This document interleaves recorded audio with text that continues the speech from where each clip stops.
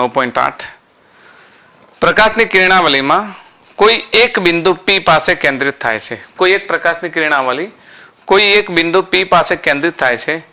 જો આ માર્ગમાં P બિંદુથી 12 સેન્ટીમીટરના અંતરે 20 સેન્ટીમીટર કેન્દ્ર લંબાઈવાળો બહિર્ગોળ અને 16 સેન્ટીમીટર કેન્દ્ર લંબાઈવાળો અંતર્ગોળ લેન્સ મૂકવામાં આવે તો આ કિરણાવલી કયા બિંદુએ કેન્દ્રિત થશે? બહુ સરસ દાખલો છે અને આમ કહેવા જઈએ તો સરળ પણ દાખલો છે.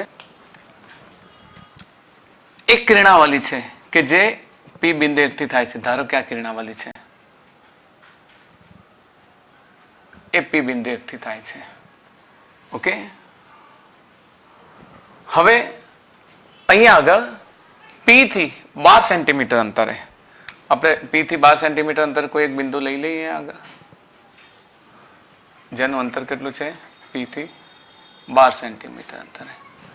12 સેન્ટીમીટર અંતરે કોઈક વસ્તુ અરીસો મૂકવામાં આવે છે. બે અરીસા છે, અરે લેન્સ મૂકવામાં આવે છે. લેન્સ કયા કયા છે? એક બહિર્ગોળ. ચલો આને એમને એમ રાખીએ એટલે આપણને શું બંને ઓપ્શન મળે. તો પહેલો બહિર્ગોળ લેન્સ વાળી વાત કરીએ તો આપણી કિરણા આ બહિર્ગોળ લેન્સ લઈ લઈએ. બહિર્ગોળ લેન્સ આપણી કિરણાવાળી ખરેખર તો આમ જાય છે ને, ઓરિજિનલ કિરણાવાળી, બરાબર. અને એ કિરણાવાળી અહીંયા એકઠી થવી જોઈએ, જે અહીંયા થાય છે ને P બિંદુએ. પણ આપણે જાણીએ છીએ કે આ લેન્સનું કાર્ય શું છે? પ્રકાશના કિરણને બેન્ડ કરવાનું છે. બેન્ડ કરવાનું છે ને, તો જે અહીંયા ભેગા થતો હતો પ્રકાશ, એ હવે કેવી રીતે ભેગો થશે? આ બિંદુ એકઠો થશે, જેને આપણે P' કહીએ. ખ્યાલ આવે તમને? અને બીજો ઓપ્શન આપણો છે કે જો એ જ માર્ગમાં આપણે અંતર્ગોળ લેન્સ મૂકીએ. અંતર્ગોળ લેન્સ એટલે આ અંતર્ગોળ લેન્સ લઈ લીધો ને આપણી ઓરિજિનલ કિરણાવલી કેવી છે? આવી છે, જે વાસ્તવમાં આ બિંદુએ ભેગી થવી જોઈએ P બિંદુએ. આનું કામ શું છે? પ્રકાશના કિરણને ડાયવર્સ કરવાનું. આ કન્વર્સ કરે છે, પેલું ડાયવર્સ કરે છે. મતલબ એક બિંદુ ભેગા કરે છે, પેલા દૂર કરે છે. દૂર કરશે એટલે એ આ કિરણ અહીંયા ભેગા થવાને બદલે ક્યાં ભેગા થશે? થોડા દૂર ભેગા થશે. ઓકે, જેને P' કહીએ. બંને કિસ્સામાં તમને શું લાગે છે? P એ આભાસી વસ્તુ તરીકે હોય છે ને, જેનું પ્રતિબિંબ આપણને P' જગ્યાએ મળે છે, બરાબર. તો બંનેમાં લેન્સનું સૂત્ર મૂકીએ. આના માટે લેન્સનું સૂત્ર લેતા આપણને એટલી ખબર આવી જોઈએ કે આ કેટલું અંતર છે? 12 સેન્ટીમીટર આપેલું છે ને. એ શું છે? વસ્તુ અંતર. વસ્તુ અંતરને આપણે કેટલું લઈશું? 12 સેન્ટીમીટર. અને આ જો આપણે સાઇન કન્વર્ઝન પદ્ધતિ લઈએ તો આપાત કિરણ આ દિશામાં એટલે નેગેટિવ અને વક્રી આ બાજુ પ્રતિબિંબ રચાય છે એટલે પોઝિટિવ. તો આપાત કિરણ અહીંયાથી છે એટલે વસ્તુ અને પ્રતિબિંબ બંને અંતર, આ અંતર કયું થશે? પ્રતિબિંબ અંતર, જેને આપણે V લઈએ. અને કેન્દ્ર લંબાઈ આપેલી છે તો U બરાબર +12. F કેટલો આપી દીધો છે? જુઓ કેટલો આપી દીધો છે? 16 સેન્ટીમીટર છે ને. F ની કિંમત કેટલી આપી દીધી છે?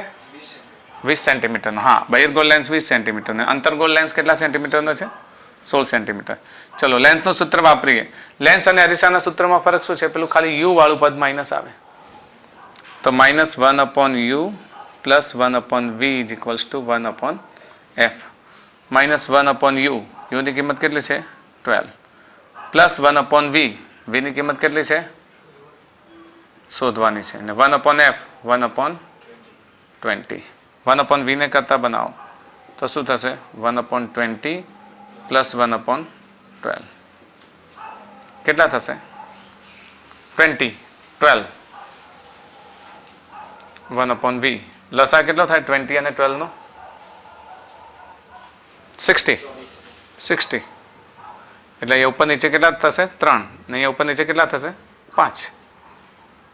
તો V બરાબર 60 / 8. તો V બરાબર ગણી લો કેટલા થાય છે? 7.5 સેન્ટીમીટર. તો આના દ્વારા રચાતો પ્રતિબિંબ કેટલા અંતર રચાશે? 7.5 સેન્ટીમીટર. ખ્યાલ આવી ગયો? અહીંયા જો વસ્તુ અંતર કેટલે છે? u બરાબર +12 સેન્ટીમીટર. પ્રતિબિંબ અંતર મેળવવાનું છે અને f આપણને આપી દીધો છે. અહીંયા f કેવો લઈશું? માઇનસ લઈશું. કેટલું? 20 સેન્ટીમીટર છે ને? 16 સેન્ટીમીટર. તો સૂત્ર શું થશે? એ જ લેન્સનું સૂત્ર વાપરતા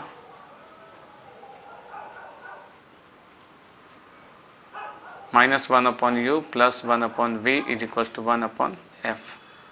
-1/12 + 1/v = 1/-16. તો 1/v = 1/-16 + 1/12. બોલો 1/v 16 અને આનો લસા કેટલો થશે? 48. તો ઉપર કેટલા થશે? -3 ને અહીંયા 4 થશે. તો v = 48 આવશે ને? 4 - 3 તો 48 સેન્ટીમીટર આવી ગયો આન્સર. તો v ની કિંમત કેટલી થાય છે? 48 સેન્ટીમીટર થાય છે. તો આપણે આનો ફાઇનલ આન્સર કેવી રીતે લખીશું? અહીં બહિર્ગોળ લેન્સ વડે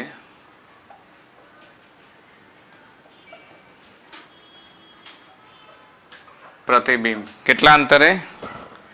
7.5 સેન્ટીમીટર અંતરે તથા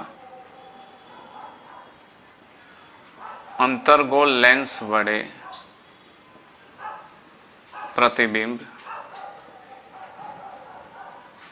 48 સેન્ટીમીટર અંતરે મળે છે. ઓકે. 9.9 21 સેન્ટીમીટર કેન્દ્ર લંબાઈવાળા અંતર્ગોળ લેન્સમાંથી 14 સેન્ટીમીટરના અંતરે 3 સેન્ટીમીટર ઊંચાઈની એક વસ્તુ મૂકવામાં આવે છે. આ ખાસ અને આકૃતિથી સમજીએ પછી આપણે એનો રે ડાયાગ્રામ બનાવી દઈશું. એક અંતર્ગોળ લેન્સ છે. આપણે એક અંતર્ગોળ લેન્સ બનાવી દઈએ.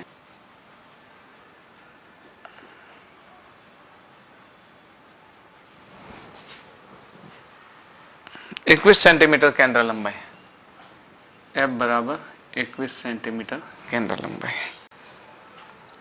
લેન્સની સામે 14 સેન્ટીમીટરના અંતરે 3 સેન્ટીમીટર ઊંચાઈની એક વસ્તુ મૂકેલ છે.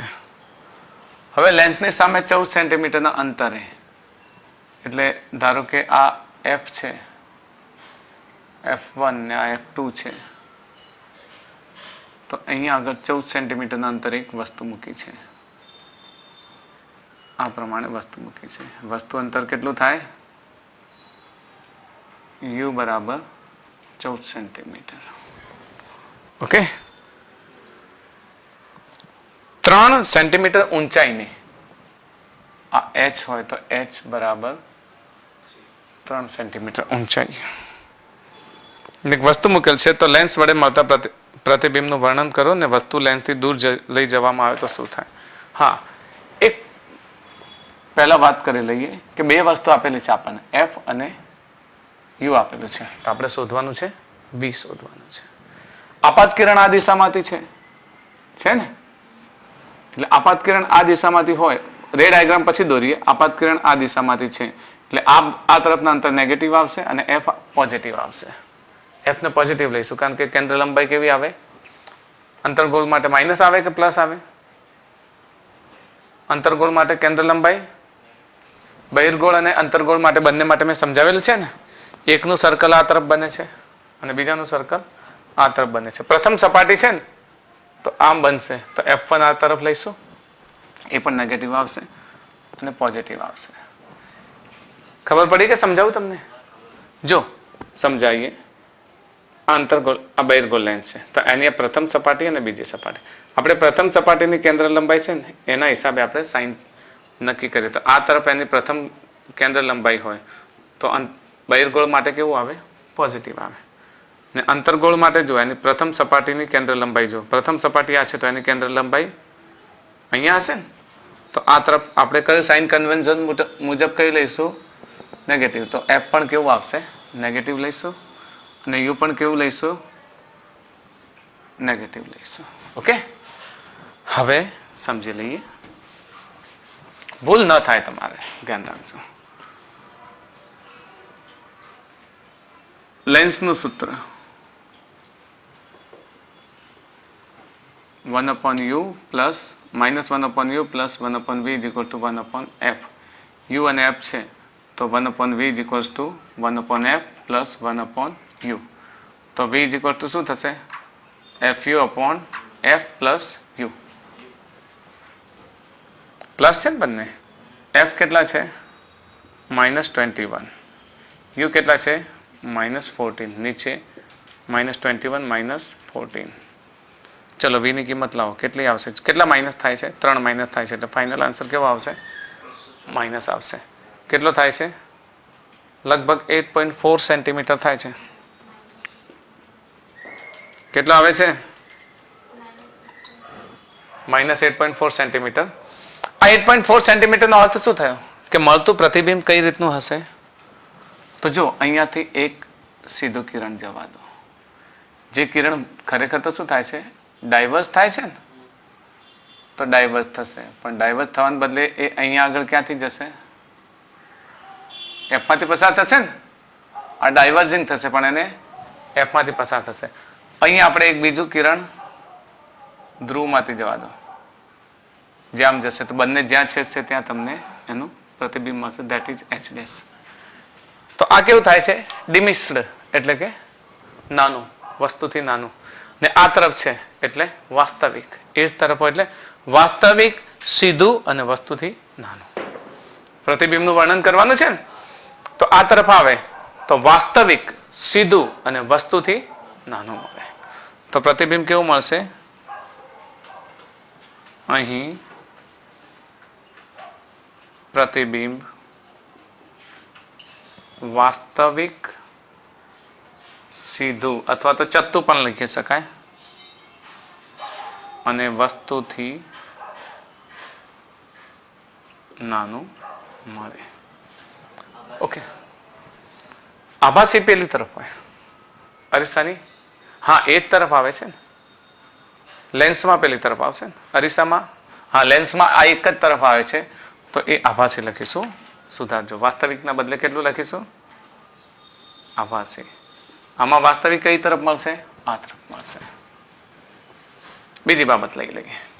શું કહ્યું છે? કે જો વસ્તુને અરીસાથી આ લેન્સથી દૂર લઈ જવામાં આવે, આ લેન્સ છે, લેન્સથી વસ્તુને દૂર લઈ જઈએ તો આ જે એચ છે ને એ ગતિ કરવા લાગે. ગતિ કરતું કરતું ક્યાં આવશે? એફ તરફ આવશે. ને જેમ જેમ એફ તરફ આવશે ને એની સાઈઝ બદલાતી જશે, નાની થતી જશે. અનંત અંતરે લઈ જશો તો બિંદુવત થઈ જશે. જેમ જેમ વસ્તુને તમે દૂર લઈ જાઓ, ચલો સમજાવી દઉં તમને. વસ્તુ આ છે અને પ્રતિબિંબ આ છે. વસ્તુને તમે જેમ જેમ દૂર લઈ જશો ને એમ આ પ્રતિબિંબ કઈ તરફ આવશે? આ તરફ. ને જેમ દૂર લઈ જશો એમ ક્યાં આવી જશે? અનંત અંતરે જશો તો F1 પર આવશે. તો લખીએ, વસ્તુને જેમ જેમ અરીસાથી દૂર લઈ જવામાં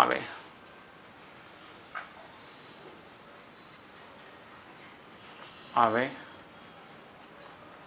તેમ તેમ પ્રતિબિંબ કઈ તરફ ખસે? F તરફ ખસે. પછી u tends to infinity, this implies that v tends to f. જો u ને અનંત અંતરે લઈ જાઓ તો પ્રતિબિંબ ક્યાં મળે? F ઉપર મળે. તથા પ્રતિબિંબ નાનું થતું જાય છે. ઓકે, પ્રતિબિંબ નાનું થશે. જો અનંત અંતરે જશે તો બિંદુવત થઈ જશે. Point image. 20 સેન્ટીમીટર કેન્દ્ર લંબાઈવાળા બહિર્ગોળ લેન્સને 20 સેન્ટીમીટર કેન્દ્ર લંબાઈના અંતર્ગોળ લેન્સ સાથે સંપર્કમાં રાખેલો છે. હવે બહિર્ગોળ લેન્સ અને અંતર્ગોળ લેન્સ, આ એક બહિર્ગોળ લેન્સ છે, એની સાથે અંતર્ગોળ લેન્સને સંપર્કમાં રાખવામાં. અંતર્ગોળ લેન્સ અંગે તમે જાણો છો. બહિર્ગોળ લેન્સ અને અંતર્ગોળ લેન્સ, અહીંયા આકૃતિમાં જરાક કરેક્શન કરીશું. એક બહિર્ગોળ લેન્સ છે અને એક અંતર્ગોળ લેન્સ છે. આ બંને F1 બરાબર કેટલું છે? 30 સેન્ટીમીટર અને F2 બરાબર કેટલા સેન્ટીમીટર છે?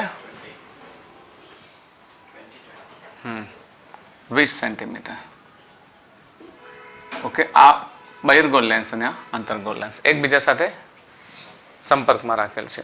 આ સંયોજનનું તંત્ર ની સમતુલ્ય કેન્દ્ર લંબાઈ શોધો. અને બીજો પ્રશ્ન પૂછ્યો છે કે આ સંયોજન તંત્ર અભિસારી બહિર્ગોળ લેન્સ હશે કે અપસારી? મતલબ કે બહિર્ગોળ લેન્સ બનશે કે અંતર્ગોળ? દેખાય છે ને, બહિર્ગોળ બનશે કે અંતર્ગોળ એ સમજવાનું છે. ચલો, પહેલો તો સંપર્કમાં રહેલા બે લેન્સની કેન્દ્ર લંબાઈ F1 અને F2 હોય તો 1/f is equals to 1/f1 plus 1/f2. જાણો છો ને, 1/f is equal to 1/f1 plus 1/f2. આપણે જાણીએ છીએ એકની કેન્દ્ર લંબાઈ કેવી લેવાની? પોઝિટિવ. અને આની કેન્દ્ર લંબાઈ કેવી લેવાની? નેગેટિવ. ખ્યાલ આવી ગયો? તો 1/30 minus 1/20. તો અહીંયા 60 થઈ જશે. તો -20 ના 30 minus 20. 20 minus 30. તો 1/f is equals to કેટલા થશે? -10/60. f is equal to -6 centimetre.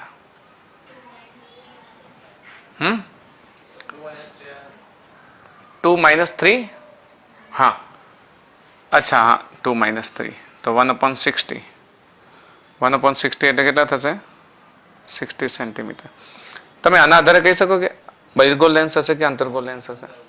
હા, કારણ શું છે? કેન્દ્ર લંબાઈ કેવી આવી? માઇનસ આવી ને. માઇનસ કેન્દ્ર લંબાઈ હશે એટલે અંતર્ગોળ લેન્સ હશે. ઓકે,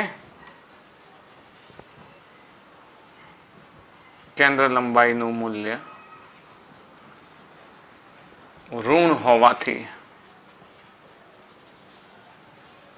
સંયોજન કેવો લેન્સ બનશે? અંતર્ગોળ લેન્સ બનશે.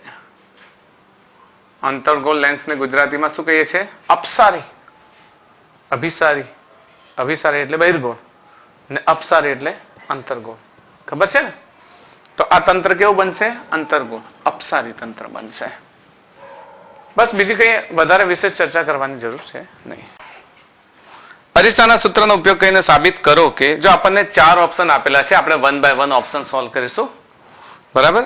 એમાંથી પહેલું કહે છે કે અંતર્ગોળ અરીસાના F અને 2F ની વચ્ચે વસ્તુને મૂકવામાં આવે તો વસ્તુનું સાચું પ્રતિબિંબ 2F થી દૂર મળે. ખાસ યાદ રાખીશું કે વસ્તુને સાબિત કરવાનું છે.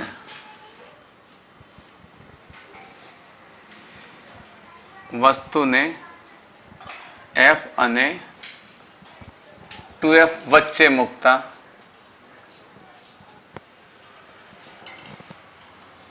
V greater than 2F મળે. મતલબ 2F થી દૂર મળે એનો અર્થ શું થયો? પ્રતિબિંબ અંતર. ઓકે, તો આપણે અંતર્ગોળ અરીસો બનાવી દઈએ.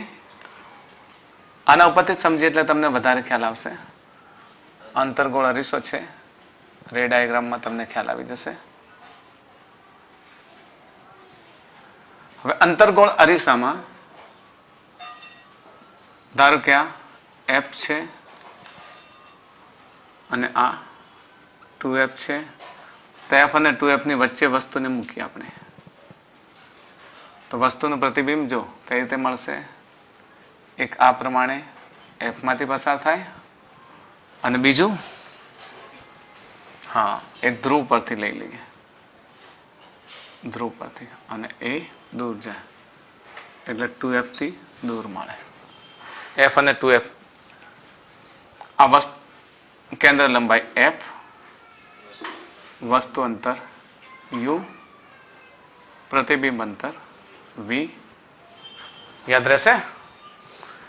હવે અહીંયા ખાસ સમજો કે આ જે 2F અંતર છે ને, આ 2F અંતરને પણ આપણે નોટ ડાઉન કરી દઈએ. 2f અંતરને પણ નોટ ડાઉન કરી લઈએ. તો પહેલા તો વાત કોની કરી છે? અરીસાની. વસ્તુ અંતર, પ્રતિબિંબ અંતર અને કેન્દ્ર લંબાઈ આપી છે એટલે 100% અરીસાનું સૂત્ર તો લાગુ પડશે. અરીસાનું સૂત્ર શું થશે?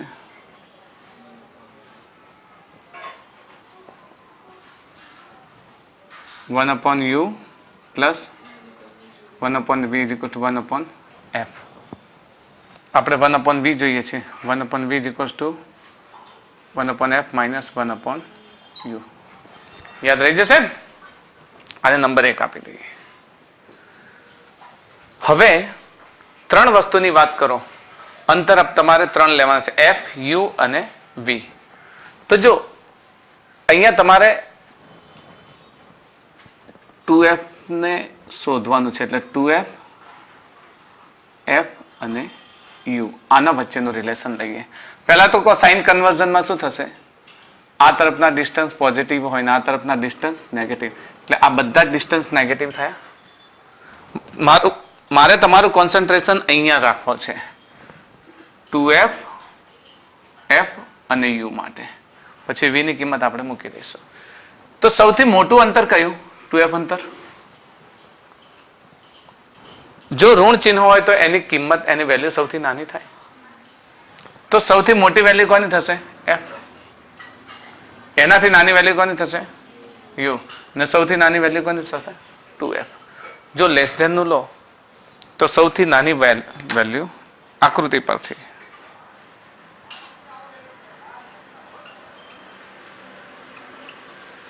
સૌથી નાની value 2f.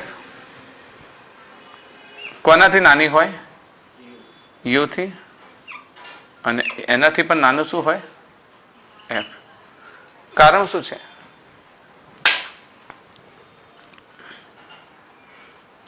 To f, you અને f ના ચિહ્નો કેવા છે? નેગેટિવ છે.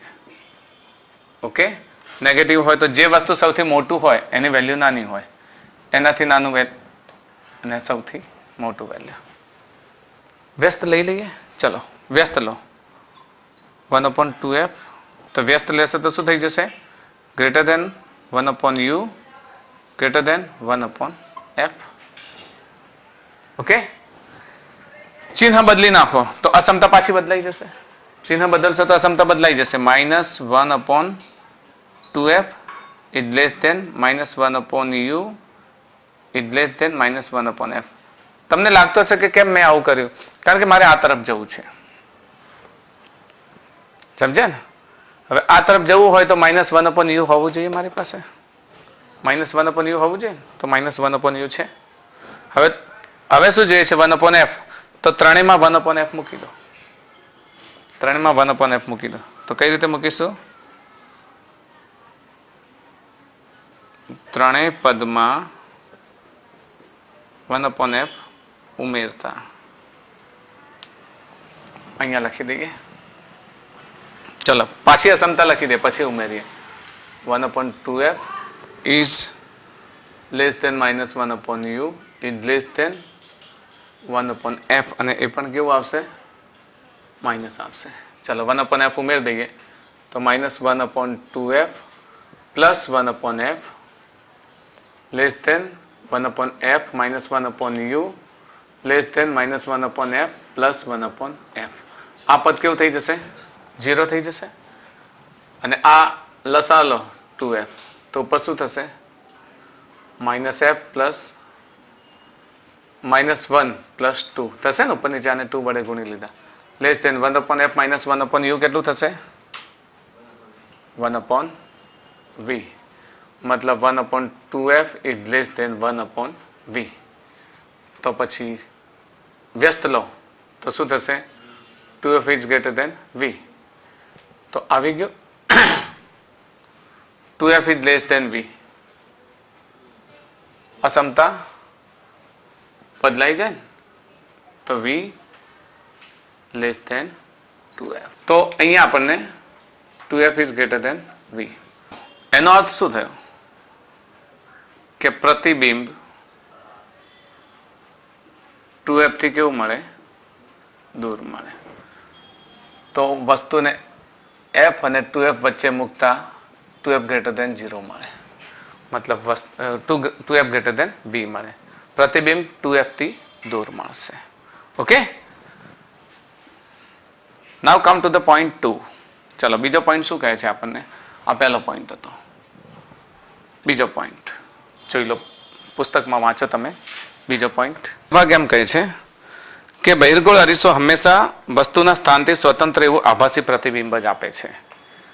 હવે જો બહિર્ગોળ અરીસો બનાવી દઈએ આપણે, બનાવી દઈએ. બહિર્ગોળ અરીસામાં એફ ક્યાં છે?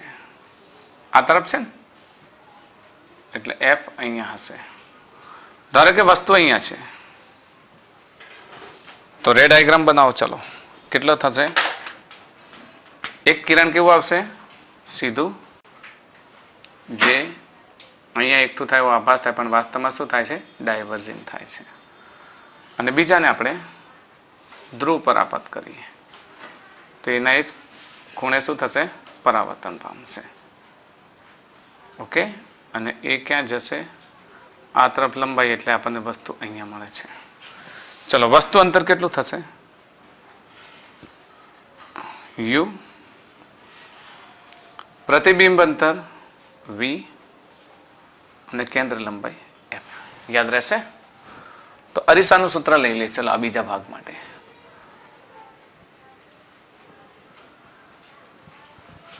અરીસાનું સૂત્ર કેટલું થશે?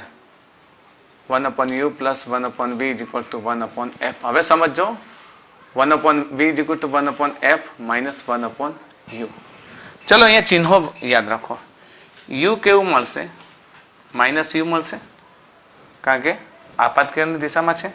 બાકી v = +v અને f = +f મળશે. ઓકે, તો ચિહ્નો સાથે લખીએ. ચલો, ચિહ્નો સાથે લખતા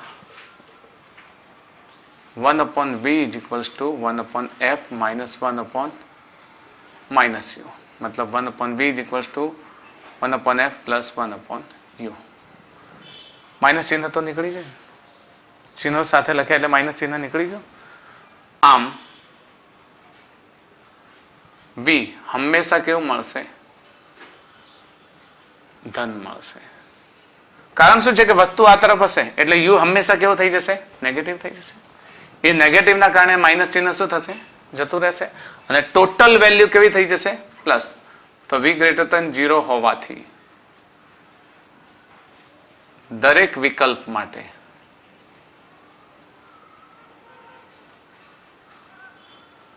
પ્રતિબિંબ કેવું મળશે? ધન અંતરે મળશે. મતલબ કઈ તરફ મળશે? બીજી તરફ મળશે. ઓકે, ખ્યાલ આવી ગયો? કારણ કે આમાં આપણને કહ્યું છે કે બહિર્ગોળ અરીસા વડે મળતું આભાસી પ્રતિબિંબ હંમેશા કદમાં નાનું, સ્વતંત્ર એવું આભાસી પ્રતિબિંબ જ આપે છે. તો અંતરનો કોઈ પ્રશ્ન જ નહીં. તમે અહીંયા મૂકો, અહીંયા મૂકો, અહીંયા મૂકો, અહીંયા મૂકો, ગમે તે તરફ મૂકો, પરંતુ પ્રતિબિંબ ધ્રુવ અને એફની વચ્ચે મળશે હંમેશા. તો પ્રતિબિંબ આ તરફ મળશે એટલે હંમેશા આભાસી મળશે. તો એ અંતર પર આધાર રાખતો નથી. આપણે આનો ઉપયોગ ત્યાં કરીશું. આ હાલ ખબર નહીં પડે, પણ જ્યારે રે ડાયાગ્રામ વ્યવસ્થિત આપણે સમજીશું ને, દાખલાઓ સોલ્વ કરીશું મોટા મોટા, અને MCQ નીટના સોલ્વ કરીશું, ત્યારે આનો વધારે જરૂર પડશે. ઓકે, તો આપણો સી ઓપ્શન આપણને કહે છે કે બહિર્ગોળ અરીસા વડે મળતું આભાસી પ્રતિબિંબ હંમેશા કદમાં નાનું અને અરીસાના ધ્રુવ તેમજ મુખ્ય કેન્દ્રની વચ્ચે હોય. એટલે આપણે સાબિત કરવાનું છે, અહીંયા આગળ સમજાવવાનું છે કે બહિર્ગોળ અરીસા વડે મળતું આભાસી પ્રતિબિંબ હંમેશા કદમાં નાનું અને અરીસાના ધ્રુવ અને મુખ્ય કેન્દ્રની વચ્ચે હોય. અરીસાનો ધ્રુવ અને મુખ્ય કેન્દ્રની વચ્ચે મળે એટલે આ જે v છે ને, એ f થી નાનું હશે. કેવું હશે? f થી નાનું હશે. તો અહીં આપણે સાબિત શું કરીશું? v f સાબિત કરીશું. તો જ થશે ને. સમજો, પ્રતિબિંબ એ p અને f ની વચ્ચે હોય, એનો અર્થ શું થયો? કે f મોટું અને v કેવું થશે? નાનું. તો આના ઉપરથી આપણે કહી શકીએ કે પ્રતિબિંબ હંમેશા p અને એફની વચ્ચે મળે, આવું લખી શકીએ. આ તો હમણાં આગળના વિકલ્પમાં આપણે લીધું હતું ને, એ જ પ્રમાણે લઈ શકીએ. ચલો, અરીસાનું સૂત્ર શું થાય? હા, 1/u plus 1/v is equals to 1/f. તો 1/v is equals to 1/f minus 1/u. આને નંબર 1 લઈએ. હવે આપણે એટલું તો જાણીએ છીએ કે v is equals to v greater than 0, f greater than 0. v 0 કરતા મોટું ને, કારણ કે સાઇન કન્વર્ઝન લો તો આપાત કિરણ તો અહીંયાથી છે ને, એટલે આ નેગેટિવ ચિહ્ન હશે ને આ બધા કેવા હશે? પોઝિટિવ. તો આ તરફના અંતરો ગ્રેટર ધેન એટલે પોઝિટિવ, તથા u less than 0. Less than 0 એટલે આ તરફનું અંતર આ વસ્તુ અંતર કેટલું થશે? નેગેટિવ મળશે. તો ચિહ્ન સાથે લઈએ. ચલો, તો 1/v is equals to 1/f minus 1/-u. તો 1/v is equals to 1/f plus 1/u. અહીંયા જુઓ, કંઈક માઇનસ થાય ત્યારે ઇક્વલ બને, તો એમાં એડ થાય તો હંમેશા 1/v કરતાં મોટું મળે. તો 1/v is greater than 1/f થશે. તો જો આપણે અસમતા બદલીએ તો v is less than શું થઈ જશે? f, જે આપણું સાબિત થઈ ગયું. મતલબ પ્રતિબિંબ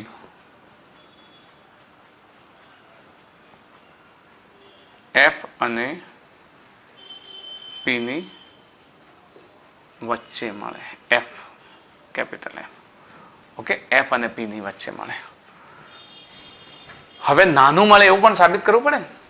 પ્રતિબિંબ નાનું મળે. પ્રતિબિંબ નાનું મળે એટલે હંમેશા પ્રતિબિંબની હાઇટની વાત આવે તો આપણને મોટવણી યાદ આવે. યાદ છે ને મોટવણી?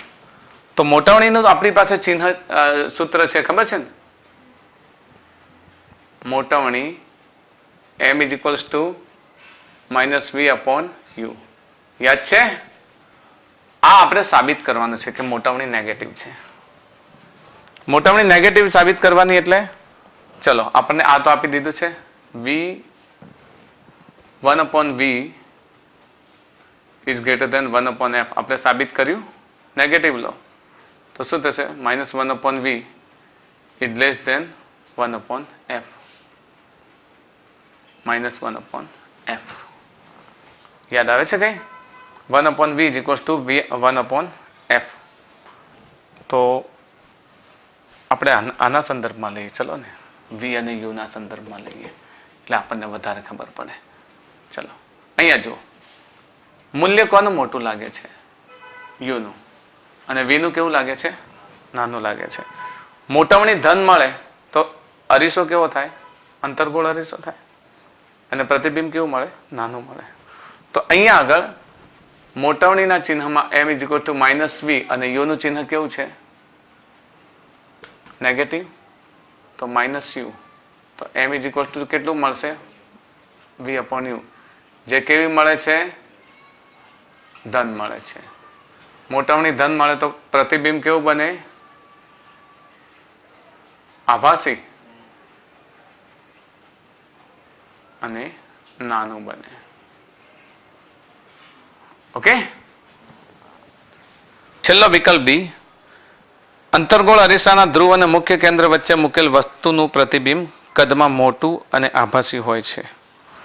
જો અહીંયા અંતર્ગોળ અરીસાના ધ્રુવ અને મુખ્ય કેન્દ્ર વચ્ચે આપણે વસ્તુ મૂક્યું છે, તેનું પ્રતિબિંબ આ તરફ મળે. આ તો આપણે રે ડાયાગ્રામ સમજી ગયા છીએ, પણ આપણે એને સ્ટેટિસ્ટિકલી સાબિત કરવાનું છે.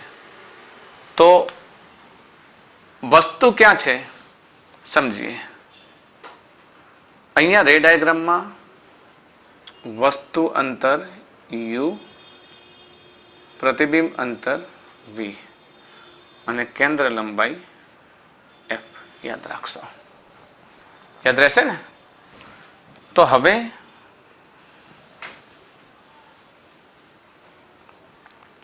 અરીસાનું સૂત્ર દરેક વખત લખીએ છીએ. 1/u plus 1/v is equals to 1/f. 1/v is equals to 1/f minus 1/u. આ એક લીધું. હવે અહીં સમજો, નેગેટિવ ડાયરેક્શનમાં છે. પહેલા તો મોટું કોણ? એફ, અને યુ કેવું? નાનું થશે. તો f is greater than u, તો 1/f is less than 1/u થાય. ચિહ્નો બદલી દો, તો -1/f is greater then -1/u. આપણે આ તરફ કરીએ તો -1/u આવ્યું, બંને તરફ 1/f ઉમેરી દો, તો -1/f plus 1/f is equal to 1/f minus 1/u. આ 0 થઈ જાય, સોરી ગ્રેટર દેન થશે, તો 0 greater than 1/f minus 1/u. આપણે સાબિત શું કરવાનું છે? v greater than 0. શામાં? હા, જો f મોટું છે ને, ચિહ્ન પછી લઈએ છીએ આપણે. હા, એટલે આપણે ચિહ્નો પછી કરે ને, બે તરફ માઇનસ કર્યું. આપણે વેલ્યુ ઓફ f ચિહ્ન સાથે લઈએ. ચલો, તો f ચિહ્ન સાથે લઈએ તો f નાનું છે, મોટું છે, તો એ કેવું થશે? હા, કારણ શું છે? f ઋણ છે. ઓકે, f અને u બંને કેવા છે? ઋણ છે. તો આ કેટલા થઈ જશે? Greater than. તો કેવા થઈ જશે? Less than. તો આ થઈ જશે લેસ દેન. તો બંને તરફ માઇનસ જશે, તો આ પણ શું થઈ જશે? Less than. તો 0 less than 1/f upon 1/u કેટલા થશે? 1/v. 1/v is greater then 0. 1/v greater than 0 હોય એનો અર્થ શું થયો? v મોટો હોય ને. 1/v ગ્રેટર દેન 0 માં આપણે સાબિત શું કરવાનું છે? કે v ગ્રેટર દેન 0. તો જો વ્યસ્ત લો એ 0 હોય તો v ગ્રેટર દેન 0 જ હશે ને. હવે એ વાત તો બરાબર છે. તો v ગ્રેટર દેન 0 મળે એનો અર્થ શું થયો? હંમેશા પ્રતિબિંબ કઈ તરફ મળે? પોઝિટિવ તરફ મળે. હંમેશા પ્રતિબિંબ કેવું મળે? ધન મળે. તો હંમેશા પ્રતિબિંબ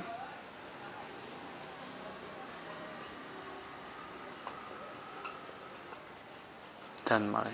હવે ફક્ત મોટવણીની ચર્ચા કરવાની છે, કારણ કે પ્રતિબિંબ મોટું મળે, નાનું મળે કે કયા આકારનું મળે.